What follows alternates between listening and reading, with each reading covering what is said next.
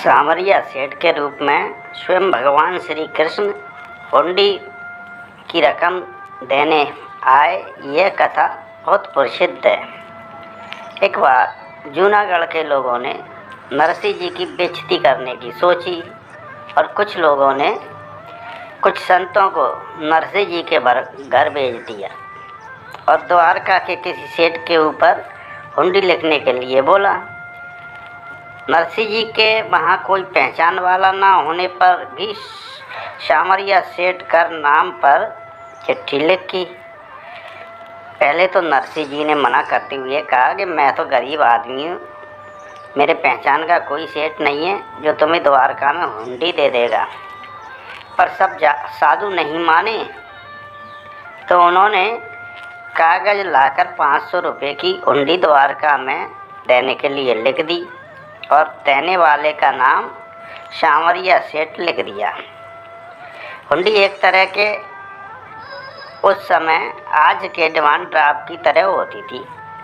इससे रास्ते में धन के चोरी होने का खतरा कम हो जाता था। जिस स्थान के लिए हुंडी लिखी जाती थी उस स्थान पर जिसके नाम की हुंडी हो वह हुंडी लेने वाले को धन दे देता था। द्वारका नगरी में पहुंचने पर संतों ने सब जगह पता किया, लेकिन वहाँ को कहीं भी सांवरिया सेठ नहीं मिले। सब कहने लगे कि अब यह हुंडी तुम नरसिंह जी से ही लेना। उधर नरसिंह जी ने उस धन का सामान लाकर भंडारा देना शुरू कर दिया। जब सारा भंडारा हो गया तो अंत में एक वृद्ध संत भोजन के लिए आए। नरसिंह जी की पत्नी ने जो सारे बर्तन खाली किए और जो आटा बचा था उसकी 4 रोटियां बनाकर उस वृद्ध संत को खिलाईं। जैसे ही उस संत ने रोटी खाई वैसे ही उधर द्वारका में भगवान ने सांवरिया सेठ के रूप में प्रकट होकर संतों को हुंडी की रकम भुगतान कर दी। नानी बाई का मायरा स्वयं भगवान श्री कृष्ण द्वारा लाने की कथा भी बहुत प्रसिद्ध है। नानी बाई का मायरा भक्त नरसिंह की भगवान कृष्ण की भक्ति पर आधारित कथा है, जिसमें मायरो अर्थात भात जो कि मामा या नाना द्वारा कन्या को उसकी शादी में दिया जाता है।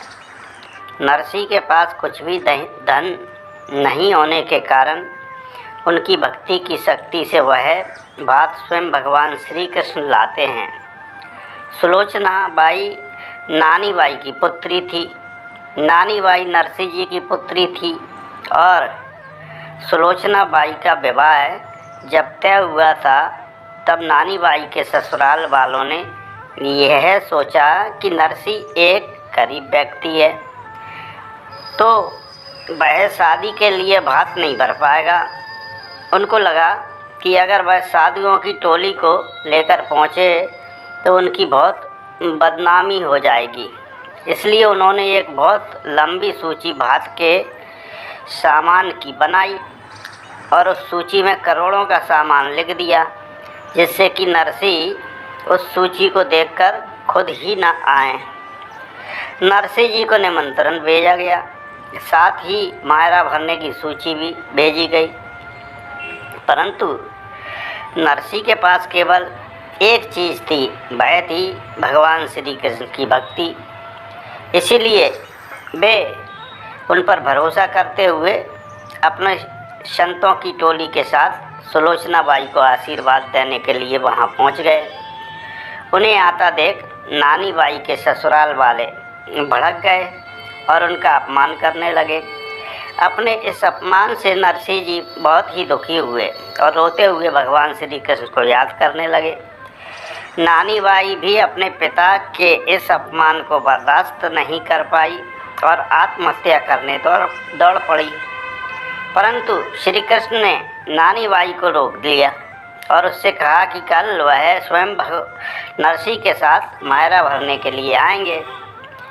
दूसरे दिन नानी बाई बड़ी ही उत्सुकता के साथ श्री कृष्ण और नरसिंह जी का इंतज़ार करने लगी और तभी सामने देखती है कि नरसिंह जी संतों की टोली और कृष्ण जी के साथ चले आ रहे हैं और उनके पीछे ऊँटों और घोड़ों की लंबी कतार आ रही है, जिनमें सामान लदा हुआ है। दूर तक बैलगाड़ियाँ ही बैलगाड़ियाँ नज़र आ रही थीं। ऐसा मायरा ना अभी तक किसी ने देखा था और ना ही देखेगा। यह सब देखकर ससुराल वाले अपने किए पर पछताने लगे। उनके लोभ को भरने के लिए द्वारकाधीश ने 12 घंटे तक स्वर्ण मुद्राओं की वर्षा की। नानी बाई के ससुराल वाले उस सेठ को देखते ही रहे और सोचने लगे कि कौन है ये सेठ, ये क्यों नरसिंह जी की मदद कर रहा है। जब उनसे रहा ना गया तो उन्होंने पूछा कि कृपा करके अपना परिचय दीजिए और आप क्यों नरसिंह जी की सहायता कर रहे हैं। उनके इस प्रश्न के उत्तर में जो जवाब सेठ ने दिया वही इस कथा का संपूर्ण सार है तथा इस प्रसंग का केंद्र भी है। उस उत्तर के बाद सारे प्रश्न अपने आप ही समाप्त हो जाते हैं। सेठ जी का उत्तर था, मैं नरसिंह जी का सेवक हूँ, इनका अधिकार चलता है मुझ पर। जब कभी भी ये मुझे पुकारते हैं मैं दौड़ा चला आता हूँ इनके पास। जो ये चाहते हैं मैं वही करता हूँ। इनके कहे कार्य को पूर्ण करना ही मेरा कर्तव्य है। ये उत्तर सुनकर सभी हैरान रह गए और किसी के समझ में कुछ नहीं आ रहा था।